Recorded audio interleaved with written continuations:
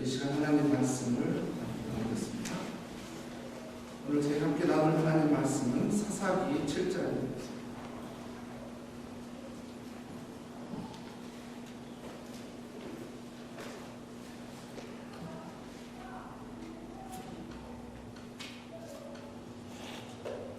구약성경 372페이지에 있는 것입니다.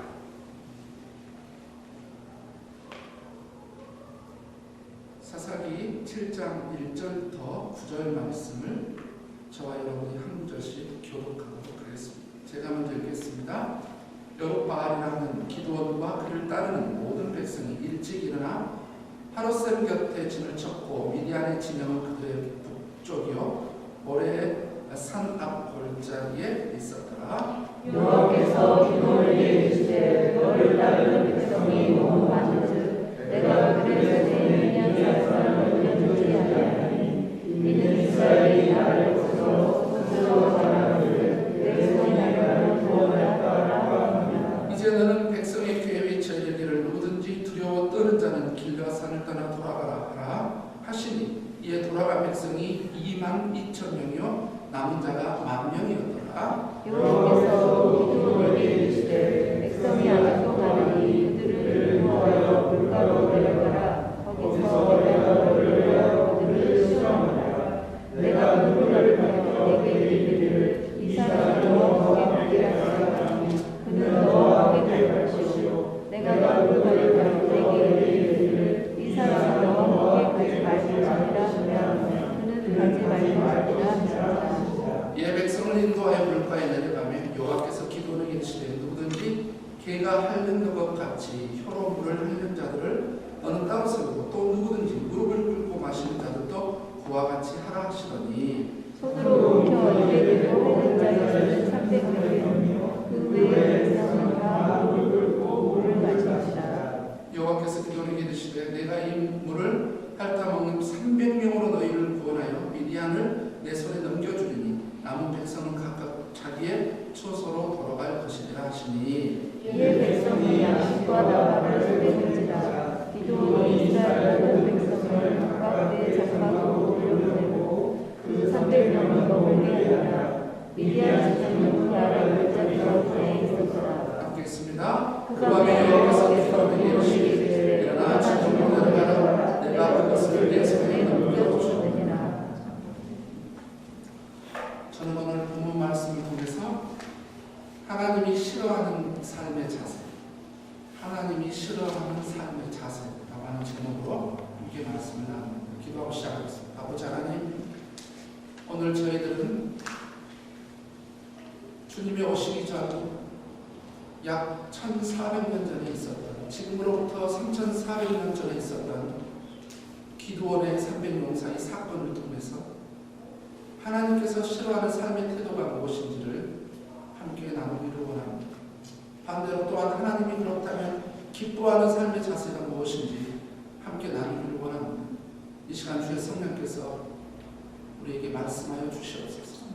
우리의 마음과 정신과 생각과 뜻과 모든 것을 주장해 주셔서 주의 말씀에 귀 기울이고 주의 말씀을 잘 듣고 말씀에 순종하는 우리 모두가 될 수 있도록 도와주시옵소서.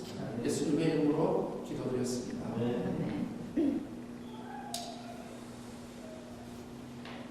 하나님께서 기뻐하는 사람이 있고 하나님께서 싫어하는 사람이 있습니다.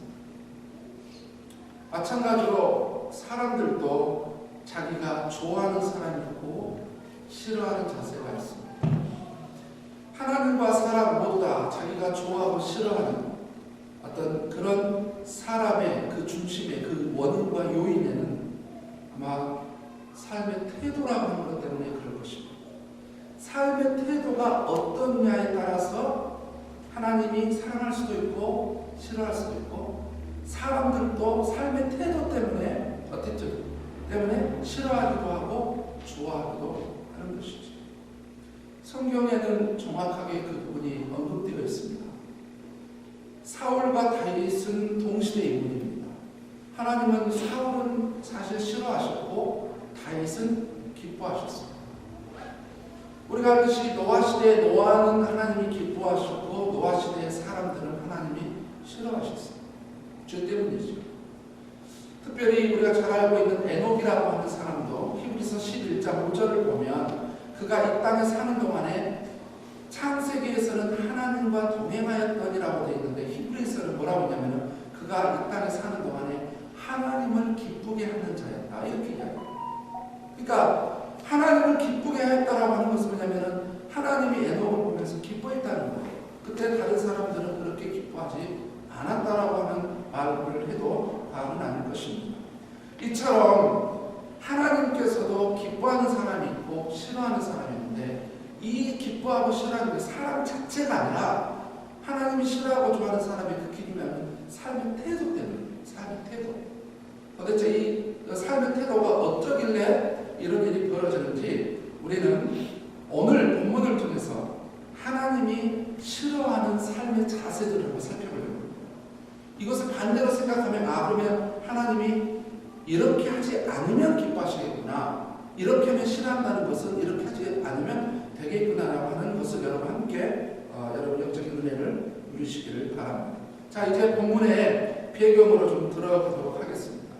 지금으로부터 3,400년 전에 예수님 오시기 전 약 1,400년에서 1,000년 사이에 일어난 사건이에요. 이 시대를 예수님 오시기 전 주전 그 1,400년과 1,000년 이 시대를 가리켜서 이스라엘은 사사시대라고 말을 합니다. 이제 여호수아를 통해서 정복했고 정착했고 그 다음에 사사시대죠. 그리고 나서 왕정시대가 시작이 되죠. 그래서 통일왕국 사울, 다윗, 솔로몬 그리고 다시 분열왕국이 일어나잖아요. 그런데 이 왕정시대하고 가나안 정착시대 사이에 사사, 그래서 하나님이 그때 하나님께서 특별히 쓰시는 사사들을 통해서 이스라엘 백성들을 다스리게 했죠. 그때가 바로 약 400년 동안의 사사시대입니다. 이때 일어난 일입니다. 어떤 일이 벌어졌냐면은 미디안이라고 하는 나라가 아멜렉 그리고 동방의 여러 나라들과 함께 연합국가가 돼서 그 조그만 이스라엘 하나를 이제 그냥 삼켜버리겠다고 이렇게 덤벼오고 있습니다. 사실 우리가 이 사사기를 이해하려면 사사기의 이 서클을 알아야 돼요. 왜냐면은 사사기는 이 서클이 4번이 돌아요. 어떤 4번이 도냐면은 이스라엘 백성들이 하나님 앞에 죄를 집니다. 그래서 우상 숭배에 빠집니다. 그럼 반드시 다른 나라가 와서 이스라엘을 공격합니다. 그럼 이스라엘이 피폐해집니다. 식민지가 돼요. 그럼 너무 괴로워서 3번째 하나님 앞에 기도하고 우리를 불쌍히 여겨달라고 긍휼히 여겨달라고 하나님 앞에 기도하면 그때 하나님께서 사사를 세웁니다. 그래서 그 사사를 통해서 이스라엘 백성들이 구원을 받고 다시 평안의 시대가 됩니다. 또 평안의 시대가 되다 보면 또 타락을 합니다. 이게 이렇게 해서 4바퀴가 도는 게 이제 사사시대의 특징이죠. 이때 이제 일어난 일이죠. 우리가 잘 알고 있는 기드온이라고 하는 사람이 이제 드디어 뭐냐면은 사사로 부름을 받을 때입니다. 미디안이 아말렉과 그 다음에 동방의 나라들을 통해서 이 공격을 해오는데 수년 동안 어떤 일이 벌어졌냐면은 농사를 시작을 해서 추수 때가 되면 일부러 그때 쳐들어옵니다. 추수 때가 되면 와가지고 다 초토화 시켜버리고 사람을 죽여 식량들 다 뺏어가버려 완전히 이렇게 초토화를 시켜버리고 이것을 7년 동안 그렇게 하고 있으니까 이제 이스라엘 백성들이 너무너무 힘들어서 하나님 앞에 기도했더니 그때 기드온이라고 하는 사사를 세워주셨어요. 기드온이 이제 미디안 사람들이 안 보이게 하려고 포도주 그 만드는 틀 안에서 곡식을 끌고 있는데 그때 누가 나타나냐면 바로 하나님의 사자가 나타나서 큰 용사야. 하나님이 너와 함께 계시도다. 근데 그렇게 이야기하니까 사사가 기드온이 말도 안 되는 말씀하지 마세요. 하나님이 우리와 함께 하신다면 어떻게 우리나라가 이렇게 주변 나라들에게 고통을 받습니까? 말도 안 되는 소리 하지 마십시오. 막 그렇게 계속 따지니까 내가 너와 함께해서 너와 함께한 사람이 한 사람을 치듯 저 미디안과 아말렉과 동방의 사람들을 다 무찌르게 될 것이다. 내가 너와 함께하겠다. 라고 이야기를 해서 이제 드디어 이제 기드온이 알겠습니다. 그러면 주님을 의지하고 주님을 믿고 저희가 나아가겠습니다. 라고 해서 이제 드디어 7장에 드디어 이제 그게 시작이 되는 겁니다. 자, 여러분 제가 어느 정도로 이 적군이 많았는지를 알려드릴게요. 7장 11절과 12절을 봐보세요. 과연 덤빌 수 있었던 상대의 적군의 숫자를 보십시오. 그들이 하는 말을 들으라. 그 후에 네 손이 감아여져서 그 진영으로 내려가는 하시니 기드온이 이에 그의 부하와 함께 군대가 있는 진영 근처로 내려간즉 미디안과 아말렉과 동방의 모든 사람들이 골짜기에 누웠는데 메뚜기의 많은 수와 같고 그들의 낙타의 수가 많아 해변에 모래가 많은 같은지라. 이 정도로 많이 죽었어요. 여러분, 해변에 모래처럼 가서 봤더니 해변에 모래처럼 보여요. 메뚜기, 여러분 메뚜기 때는요 조금씩 안 다닙니다. 기본적으로 다니면 뭐냐면 수백만, 수천만. 이번에 뭐 어떤 뉴스를 보니까, 정보를 보니까 저기 아프리카에서 시작되는 그게 막 수억 마리가 이제 중국 쪽으로 뭐 이렇게 메뚜기 떼가 오고 있다면, 이 메뚜기 떼라고 하는 건요 우리가 생각할 때 주변 몇 명이 메뚜기가 아니라 고대 근동 지역이라든지 아프리카 지역의 메뚜기 떼는요 숫자를 헤아릴 수가 없는 때거든요. 근데 그래서 저기 기도원이 딱 봤더니 끝이 안 보이는 거예요. 끝이. 적군이 얼마나 많은지. 이런 상황입니다. 이런 상황인데 이제 오늘 본문은 이렇게 됩니다. 이제 저 기도원이 전쟁에 나갈 사람들 모이세요 하고 6장에서 이제 네 지파에게 저기 전보를 쳤거든요. 이 아말렉과 미디안과 동방의 사람들 우리를 공격하러 오니까 전쟁에 나갈 남자들 보십시오. 그랬더니 그때 몇 명이 모였냐면 32,000명이 모였어요. 아주 세 발의 표도 안 되는 겁니다. 수십만, 수백만이 있는데 32,000명이 모였어요. 근데 하나님이 뭐라 하냐면은 숫자가 너무 많다. 너희가 숫자가 많아서 승리를 하게 되면 내 힘으로 했다, 우리 손으로 했다고 할 거 아니냐. 나를 거슬려서 돌려보내라. 어떻게 해요? 전쟁하는 게 두려운 자는 집으로 가라. 그랬더니 그때 얼마나 가버냐면 22,000명이 가버리는 거예요. 얼른 도망가는 거예요. 겨우 10,000명 남았어요. 10,000명 남았는데 하나님이 또 하시는 말씀. 지금도 숫자가 너무 많다. 어떻게 할까요? 물가로 내려가 나가서 물을 먹게 해봐라. 그러면 물을 먹게 하면 그때 어떻게 물을 먹는 그 동작을 통해서 내가 너와 함께 할 사람이 누군지 아니면 집으로 가야 할 사람이 누군지를 알려주겠다. 그래서 가서 물을 먹은 거죠. 10,000명이 가서 물을 먹는데 9,700명은 어떻게 먹냐면은 무릎을 꿇고 머리를 그냥 딱 완전히 물속에 넣고 마시는 거예요. 그리고 300명은 무릎을 꿇고 딱 이렇게 물을 떠가지고 손으로 이렇게 먹는 거죠. 자, 이제 신학자들이나 성경학자들은 아니 지금 적군 전쟁하러 왔는데 고개를 전부 물속에다 집어넣고 적군이야 언제 죽일지 모르는데 그렇게 자세가 잘못됐다. 그래서 이렇게 물을 이렇게 손으로 마시는 것은 항상 경계를 하면서 누가 오나 이렇게 이런 사람이 300명이니까 이렇게 이야기를 일반적으로 합니다. 그런데 9,700명은 탈락된 겁니다. 9,700명 집으로 돌려요. 그러니까 결국 몇 명이 남았냐면 기드온하고 300명이 남게 돼요. 근데 이 300명이 어떻게 되냐? 그 수십만 수백만 되는 그 적군을 다 물리쳐서 그 이후에 40년 동안 기드온이 사사로 있는 40년 동안에 이스라엘 백성의 평안이 있었다라는 게 오늘 본문 7장과 8장의 내용입니다. 자, 오늘 이 말씀을 통해서 우리는 도대체 하나님이 싫어하는 삶의 자세가 뭔지를 우리 한번 여기서 살짝 영적으로 캐치를 해보고, 하나님이 싫어하는 삶의 자세는 뭐냐? 첫 번째, 우리 7장 2절부터 3절까지 읽어볼까요? 같이 한번 읽어봅니다. 7장 2절부터 3절까지 시작. 여호와께서 기드온에게 이르시되 너를 따르는 백성을 도망하는지 내가 그들의 손에 미디안 사람을 넘겨주지 아니하니 이는 이스라엘이 나의 것으로 스스로 자랑하기를 내 손이 나를 구원하였다 할까 함이니라. 3절까지 읽으세요. 시작. 너희는 백성의 귀에 외치기를 누구든지 두려워하던 자는 길라산으로 돌아가라 하시니 이에 돌아간 백성이 22,000명이요 남자가 10,000명. 자, 이 말씀 속에서 우리가 알아야 될 하나님이 싫어하는 삶의 자세 가운데 첫 번째가 뭐냐면은 내가 했어요 라고 하는 자세. 내가 했어요. 오늘 이 절에서 우리가 특별히 눈여겨봐야 되고 자세히 봐야 될 대목이 뭐냐면은 내 손이 나를 구원하였다 이렇게 분명히 말할 것이다. 숫자가 많아서 저기 너희가 승리하게 되면 내가 너에게 승리를 줄 건데 분명히 이스라엘 백성들이 이렇게 말할 거다. 내 손이 나를 구원했다. 우리 힘으로, 영어를 보면 내 자신의 힘으로, 내 자신의 강함으로, 내 자신의 능력으로 이걸 해냈다라고 분명히 말하게 될 것이니까 돌려요. 22,000명 먼저 갔고 그 다음에 9,700명, 겨우 300명 남은 거예요.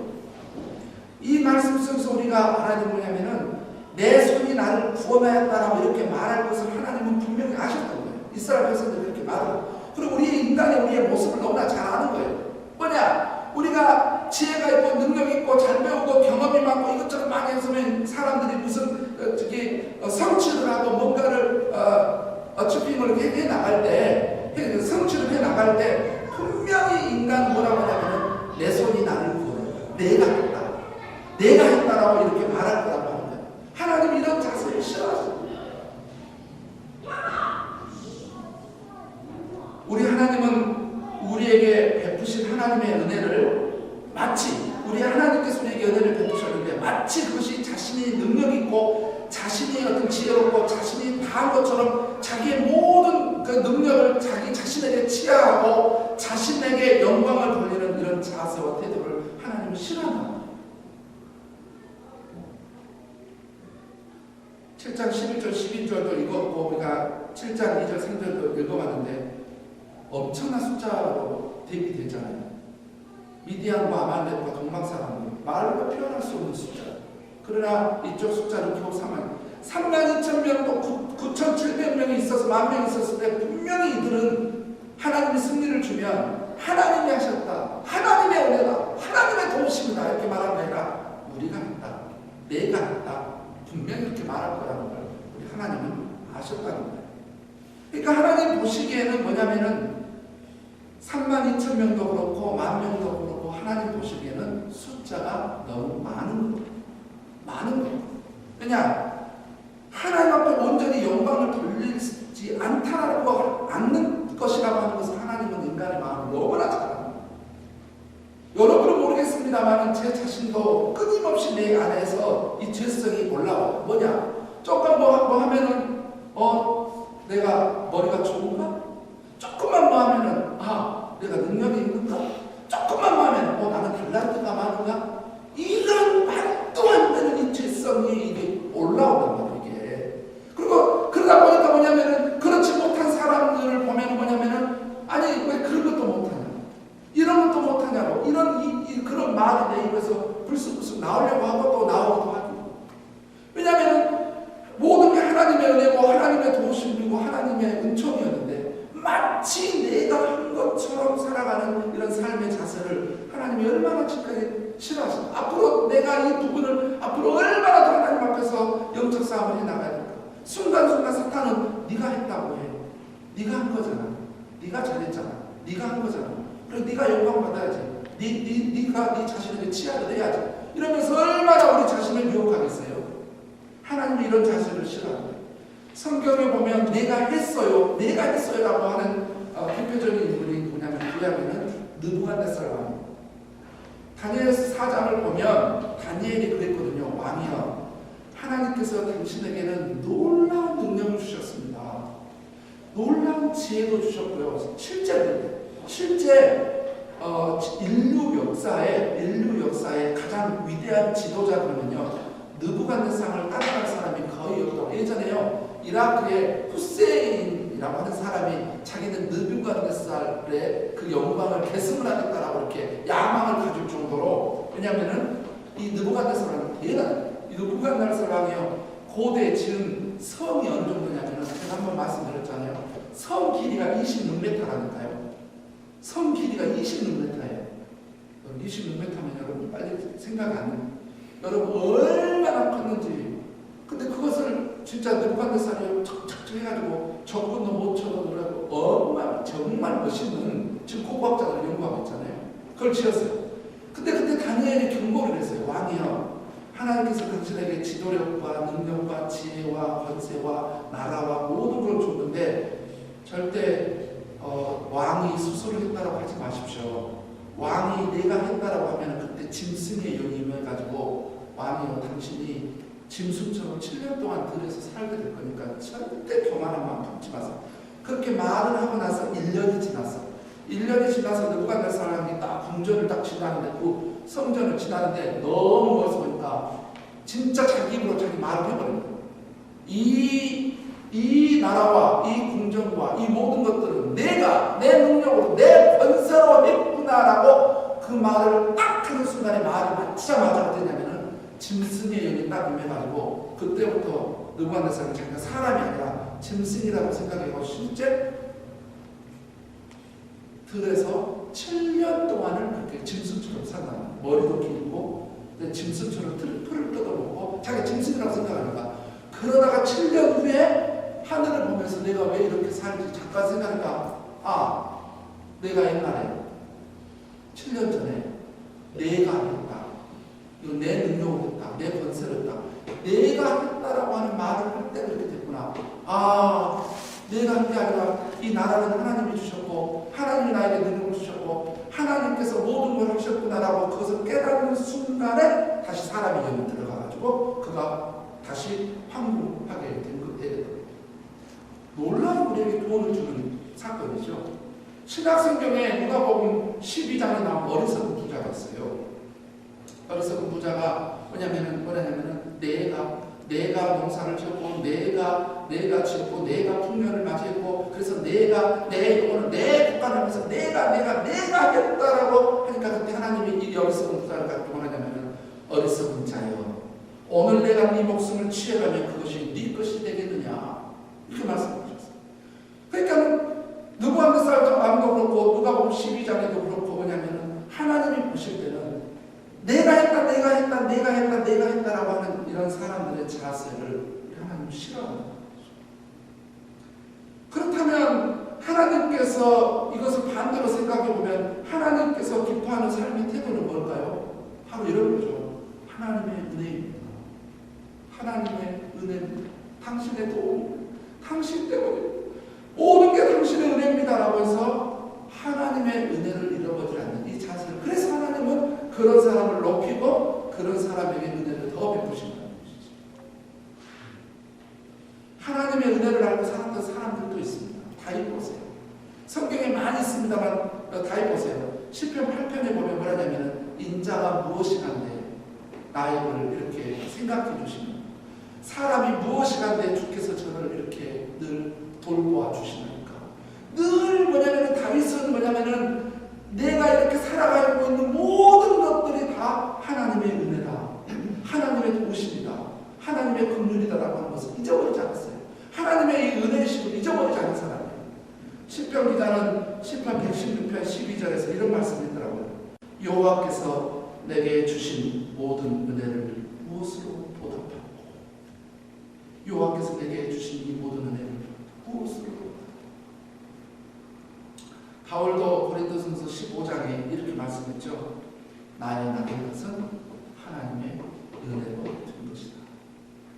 바로 하나님이 하셨어요. 하나님이 하셨어요. 하나님의 은혜입니다. 라고 하는 이런 것을 바로 이런 삶의 자세를 하나님은 기뻐하시는 거죠.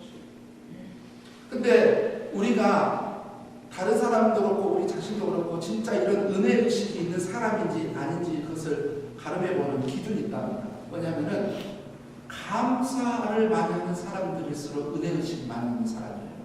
사람이 됐든지 하나님께 됐든지 감사합니다. 고맙습니다. 이 감사가 그냥 입에 그냥 습관처럼 묻어나오는 사람들 있잖아요. 이런 사람들이 늘 은혜의식에 사로잡혀 있는 사람이고 하나님과 사람 앞에도 감사할 일이 없어. 남편에게도 감사하고 아내에게도 감사하고 자식들에게도 감사하고 성도에게도 감사하고 목회자에게도 감사하고 어디 가게를 가면 가게 주인에게도 감사하고 손님 오셔서 손님에게도 감사하고 늘 감사를 잘할 줄 아는 사람들의 특징이 은혜의식이 있는 사람이에요. 여러분 한번 여러분이 늘 은혜의식이 있는 사람인지 아닌지 여러분이 감사 생활을 어느 정도 하는지를 보면 알 수 있을 거라고 생각이 들어요. 두 번째입니다. 오늘 우리가 하나님이 싫어하는 두 번째 자세를 한번 살펴보겠는데요. 7장 2절 앞에 부분만 한번 읽어보겠습니다. 7장 2절 앞에 부분 시작. 여호와께서 기드온에게 이르시되 여기까지 같은 내용입니다. 4절을 보세요. 시작. 여호와께서 또 기드온에게 이르시되 7절입니다. 여호와께서 기드온에게 이르시되 9절입니다. 그 밤에 여호와께서 기드온에게 이르시되 여호와께서 기드온에게 이르시되 이 말이 뭘까요? 그냥 우리가 생각할 때는 그 말씀이 하나님께서 기드온에게 무슨 말씀을 하셨나 보다 라고 하는데 이것을 좀 더 구체적으로 살펴보면 어떤 말씀이냐면 하나님께서 기드온에게 적군을 물리칠 수 있는 해법을 제시해 주고 계신다 이렇게 말할 수 있어요. 실제로 그랬거든요. 기드온에게 이렇게 해라 이렇게 해라 이렇게 해라 그냥 구체적인 대안을 구체적인 방법을요 제시해 주고 있어요. 해법을 적군을 이 수십만 수백만 되는 그 적군을 고작 300명밖에 되지 않는 숫자로 이길 수 있는 방법을 계속 알려주거든요. 여러분 여기서 우리가 빠르게 영적으로 캐치를 해야 돼요. 하나님이 싫어하는 자세는 뭐냐? 이런 걸 싫어하는 거예요. 내 방법대로 하겠습니다 라고 하는 자세. 내 방법대로 하겠습니다. 하나님 저는 하나님 도움 필요 없어요. 그냥 하나님 저에게 말씀 안 하셔도 돼요. 그냥 저는 제 방법대로 하겠습니다. 제가 쉬운 방법을 할 거고 세상적인 방법과 내가 익숙한 방법 내 방법을 할 거예요. 제가 왜 하나님 방법을 해야 돼요? 저는 하나님 도움 굳이 필요 없습니다. 저는 제 삶의 모든 걸 내가 주도하고 내가 내 방법대로 하겠습니다. 내 방법대로 하겠습니다. 하나님이 굉장히 싫어하는 자세입니다.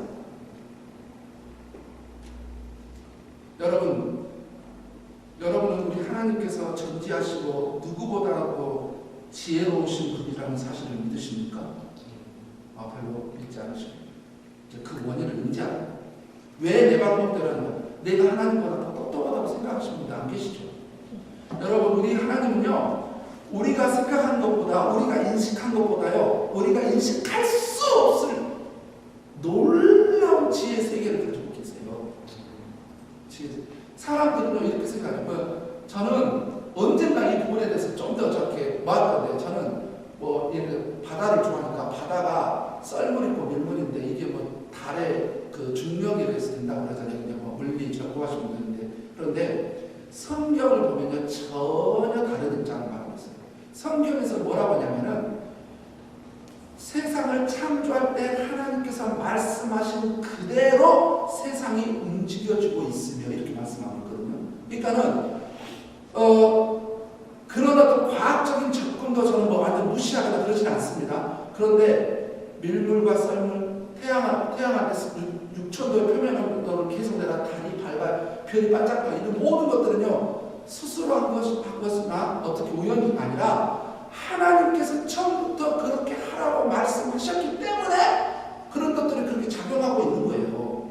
여러분 진짜 믿음 있는 사람, 성경을 보는 사람은 그걸 인정할 수밖에 없어요. 그래서 여러분 하나님께서 태양을 없애는 거고 하나님께서 별을 없애는 거고 하나님께서 지구를 사라지게 하지 않는 한은요 지구가 그냥 모든 것들은 하나님의 주권 속에 달려있는 겁니다. 그렇게 염려하지 마세요. 근데 이게 하나님께서 얼마나 지혜롭냐 한번 보세요. 저는 인간을 알아가고 이 천지를 조금씩 알아가면 알아갈수록 하나님의 이 놀라운 세계가 하나님의 이 지혜가 그저 그냥 경이로울 뿐이거든요. 여러분 잠언을 보세요. 근데 요즘 한참 우리 잠언을 보요. 이 잠언이 뭐냐면은 지혜의 근원이 하나님임을 분명하게 밝히고 있잖아요. 잠언에서. 그리고 고린도전서 1장 25절에서도 자 여러분이 한번 읽어드려 볼게요. 뭐라고 말씀하고 있냐면은 이렇게 말씀하고 있어요. 1장 25절 보세요. 하나님의 어리석음이 사람보다 지혜롭고 하나님의 약하심이 사람보다 강하니라. 물론 하나님은 어리석지 않아요. 근데 사람들이 이해시키려고 하나님께서 가장 지혜롭지 못한 부분에 인간이 가장 지혜로운 부분보다 더하다라고 하는 것을 강조하기 위해서 이 부분을 쓴 거죠. 야고보서 1장 9절에서도 너희가 지혜가 부족하거든 후히 주시고 꾸시지 아니하시는 하나님께 구하라. 그 말이에요. 하나님께서 지혜를 주신다는 거 아닙니까?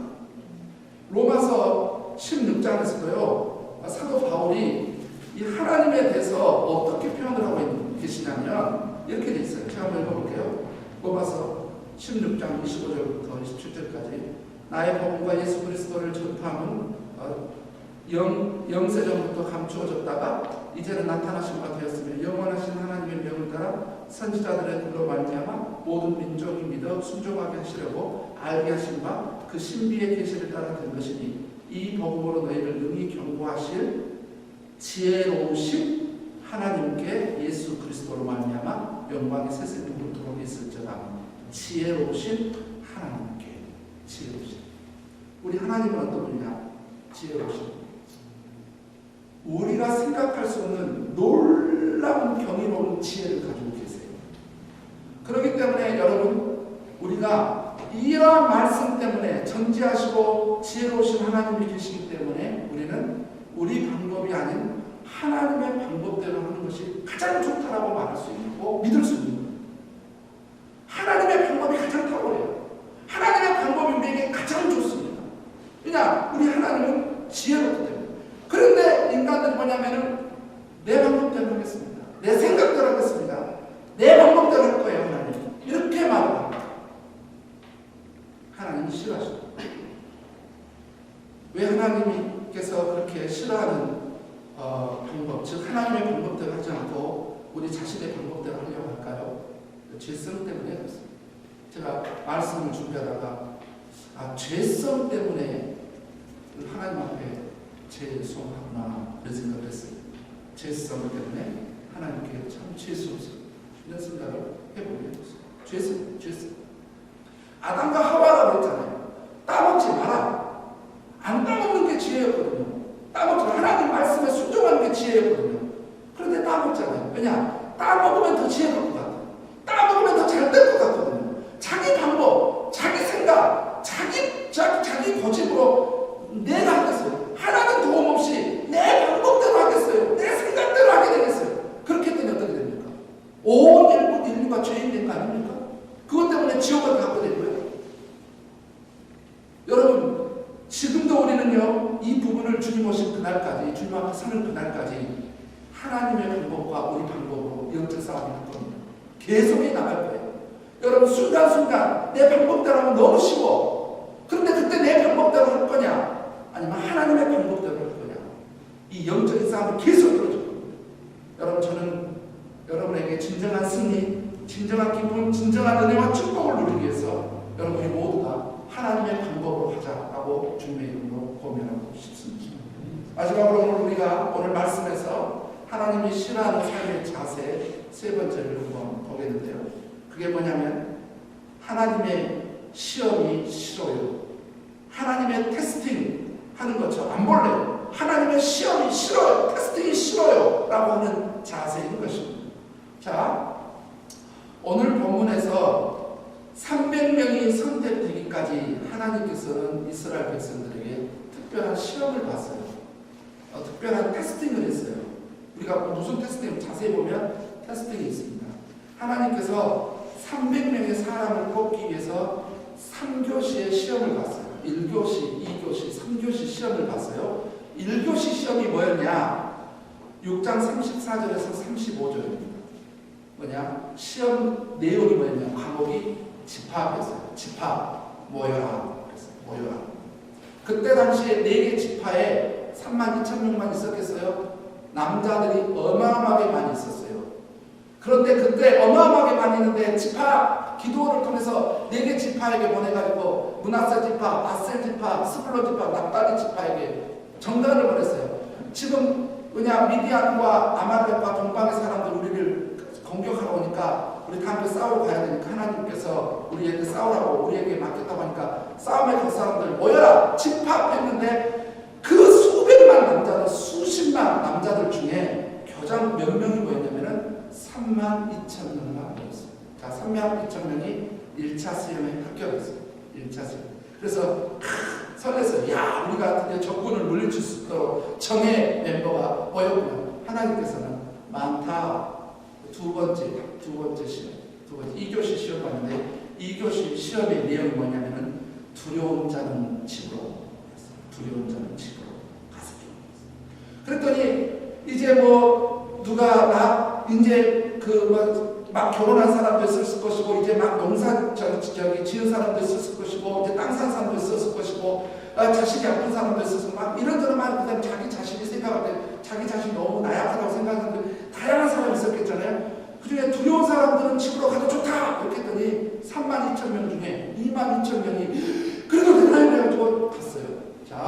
2교시 시험 봤는데 이때 합격한 사람 10,000명만 남았어요. 마지막 3교시 시험을 한 거예요. 마지막 3교시 시험은 뭐냐면은 시험 내용이 이거였어요.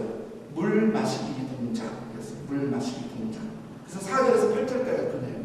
자, 이제 우물가에 가서 이제 10,000명이 물을 마시는데 물을 마셔봐라 했더니 9,700명은 고개를 그냥 쳐박고 그러고 그냥 막 목마르니까 지금 싸움이고 뭐고 내가 죽겠네 그러고 있는데 딱 300명은 정신을 차리고 물을 떠가지고 딱 마시면서 또 보고 또 해가지고 떠서 마시면서 하나님이 저 300명 통과, 마지막 저 300명 패스, 나머지 전부 치고. 그래서 하나님이 300명을 기도원과 함께 하게 해서 드디어 이제 이렇게 전쟁에 나가게 했단 말이죠. 하나님께서는요, 순간순간 우리에게 당신의 뜻을 이루시고 싶어 하실 때, 또는 어떤 사람을 쓰려고 할 때, 아니면 우리에게 어떤 은혜를 베푸시고 어떤 축복을 주시려고 할 때, 거의 대부분, 어쩌면 거의 다라고 말할 수 있어요. 뭐냐? 꼭 우리를 뭐 하냐면은 테스팅을 합니다. 시험을 해요. 템테이션, 유혹이 아니라 시험을 합니다. 어떻게 하는 거예요? 시험을 할 때가 있어요. 자, 성경적인 예를 보면 노아예요. 노아 시대에 노아에게 배를 만들었다. 노아가 싫어요? 그러면 분명히 다른 사람이 선택했어요. 아브라함에게 떠나라. 예. 아들을 들으라. 예. 모세에게 너의 백성에게 가라. 네. 다윗도 뭐냐면 테스팅을 받았는데 어떤 테스팅을 받냐면 기름을 먼저 부음받아서도 전 이스라엘의 왕이 되기까지 사울 밑에서 말로 표현할 수 없는 고생을 합니다. 통과했어요. 여러분 이스라엘 백성 보세요. 40년 동안 하나님께서 이스라엘 백성들을 시험했다고 했죠. 내 말을 지키는지 안 지키는지. 거의 다 죽었어요. 그런데 12정탐꾼 중에 테스트를 했는데 누구만 합격을 했냐면은 갈렙과 여호수아 2명만 합격, 2명만 들어간 거예요. 그때 그 애굽에서 나왔던 사람들 중에 나머지는 전부 애굽에서 태어난 사람, 광야에서 태어난 사람이 들어갔죠. 베드로 보세요. 배를 좀 빌려주게. 패스. 깊은 데에 그물을 내려보면 예, 내리죠. 나를 따라오느라 예, 통과된 겁니다. 테스팅이죠. 그 다음에 마태복음 25장에 보면 충성된 자들이 나오죠. 5달란트, 2달란트, 1달란트 맡겼어요. 그런데 5달란트, 2달란트 어떻게 하나 보자라고 했는데 5달란트, 2달란트 맡은 사람들은 성실하게 충성스럽게 했어요. 1달란트 받은 사람은 통과를 못했어요. 여러분 막 요한복음 6장에 보면 재밌는 장면이 나오는데 우리가 알고 있는 오병이어의 기적이죠. 오병이어의 기적을 베푸시기 전에 사람들이 많이 모이니까 뭐라고 되냐면 요한복음 6장 5절 7절부터 보면 구체적으로 이렇게 말씀해요. 뭐냐면 예수께서 빌립을 시험코자 빌립이 어떻게 하는지를 보려고 백성들에게 사람들에게 먹을 것을 주라고 하니까는 이때 빌립이 바로 머리가 좋았던 빌립이 뭐냐면은 주님 이 사람들을 다 먹이려면 돈이 엄청 듭니다. 안 됩니다. 근데 그 이유가 뭐냐면 빌립이 어떻게 하는가 보려고 시험하셨다라고 구체적으로 나와 있어요. 예수님께서 기적을 통해서 그것을 이제 이루셨죠. 그렇듯이 하나님께서는 하나님의 뜻을 이루시거나 쓰시려거나 또는 하나님께서 그 은혜와 축복을 주시려고 할 때는 반드시 우리를 테스팅하는 거죠. 테스팅. 시험을 볼 때가 있는 거죠. 그래서 하나님께서 우리의 신앙 성숙을 위하여 또는 신앙 성숙의 모습을 보기 위해서 유혹이 아닌 시험을 우리에게 보게 할 때에 저 싫어요. 하나님 시험 잘 안 볼 거예요. 나 그냥 가만히 내버려 두세요. 나는 그냥 이대로 살려가 아니라 하나님께서 주시는 그 시험에 여러분 모두가 합격하시기를 주의 이름으로 부탁드리겠습니다. 말씀을 마칩니다. 이제 우리는 하나님이 그렇다면 기뻐하는 태도가 어떤 것인지를 배우게 됐습니다. 상대적으로 하나님이 기뻐하는 태도는 이런 태도입니다. 하나님이 하셨습니다. 하나님 당신이 해냅니다. 당신이 하셨어요. 이런 태도. 두 번째로 뭐냐면 하나님 제 방법이 아닌 당신의 방법대로 하겠습니다. 세 번째는 뭐냐면 하나님이 나에게 요구하시는 그 시험에 테스팅에 제가 합격하겠습니다. 포기하지 않겠습니다. 이러한 자세를 가지게 될 때 우리에게 주어지는 은혜가 있습니다. 8장 28절 한번 가볼까요? 자, 말씀 이제 정리하면서 한번 보겠습니다. 8장 28절입니다. 자, 이렇게 기드온과 300명 때문에 어떤 일이 주어졌는지 보겠습니다. 다 함께 있습니다. 시작. 미디안이 이스라엘 자손 앞에 복종하여 다시는 그 머리를 들지 못하였으므로 기드온이 사는 40년 동안 그 땅이 평온하였더라. 이런 일이 벌어져요. 여러분, 이런 일이 벌어져요. 여러분, 기드온과 300명이 가서 하나님이 주신 힘으로, 하나님이 주신 능력으로 승리를 했기 때문에 이 사람들 덕에 이스라엘 백성들도 함께 이 은혜를 받아가지고 40년 동안 나라가 평온하게 되는 거예요. 더 이상 주변 나라가 괴롭히지를 않는 거예요. 이런 은혜가 있는 겁니다. 그런데 이런 은혜를 여러분 300명이 아닌 사람들은 경험을 못한 거 아니에요. 아, 그랬대. 기도하고 300명이 가서 이겼었대. 아, 그랬구나. 풍문으로만 듣는 거죠. 근데 어떤 사람들은 아, 그때 우리 거기서 승리할 때 기분 좋았어. 그때 와, 우리 하나님이 어떻게 횃불작전하고 나팔작전을 하나님께서 그런 지혜를 주셨을까? 야, 그때 나는 야, 우리 하나님 정말 멋진 하나님 우리가 그때 경험했잖아. 이렇게 직접 경험한 사람이 이렇게 말을 할 텐데 풍문으로만 들은 사람들은 그랬었다지. 너 들었어? 그랬었대. 여러분, 언제까지 여러분 그렇게 사시겠어요? 남들이 경험한 은혜, 남들이 경험한 하나님, 남들이 알고 있는 것 같고 아, 그랬대. 그런 게 아니라 나는 우리 하나님 이렇게 경험했어. 나는 이런 하나님의 은혜를 받았습니다. 우리가 그런 경험을 하려면 여러분 이 삶에 오늘 말씀드린 세 가지 삶의 태도를 분명하게 우리가 할 필요가 있다라고 하는 생각이 되어지는 것입니다. 여러분, 우리 예수님은 어떻습니까? 예수님께서는 제자들이 이렇게 놓고 제자들 놓고 기도할 때 뭐라 했잖아요? 하나님 앞에 하나님이 주신 저희들이랬어요. 항상 하나님이 하셨다라고 하나님 예수님이 인정하셨어요. 그리고 주님이 이 땅에 살아갈 때는 늘 하나님의 방법대로 살으셨어요. 그리고 늘 예수님께서는 순간순간 직면하여 있는 하나님의 시험에 합격을 했어요. 우리 예수님이 우리의 본입니다. 하나님이 하셨어요. 하나님 방법대로 하겠어요. 하나님 당신이 나에게 하고 싶어서 하는 하나님의 시험에 제가 합격을 하겠습니다라고 늘 그렇게 사셨던 분이 누구냐면 우리 주님이세요. 그래서 저는 우리 주님을 좋아하고 주님을 사랑합니다. 이 주님을 본받고 싶습니다. 우리 모두가 우리 주님을 본받아서 이러한 사람이 되시기를 주의 이름으로 부탁드립니다. 아버지 하나님 감사합니다. 아버지 하나님 감사합니다. 하나님이 하셨습니다. 하나님의 방법대로 하겠습니다. 하나님께서 요구하는 시험에 합격하겠습니다. 이러한 자세를 가지고 사셨던 주님을 본받아 또한 많은 신앙의 위인들을 본받아 우리가 그렇게 살아갈 수 있도록 도와주옵소서. 예수님 이름으로 기도했습니다.